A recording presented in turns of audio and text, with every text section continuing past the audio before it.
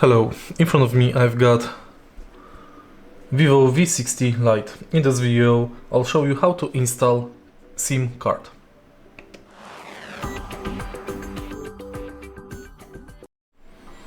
In the beginning, prepare SIM card tray opener tool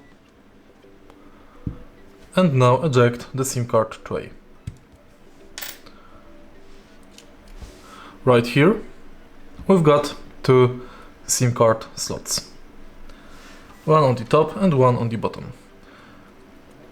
Put the SIM card like this, with the chip facing outside, and place the SIM card tray back.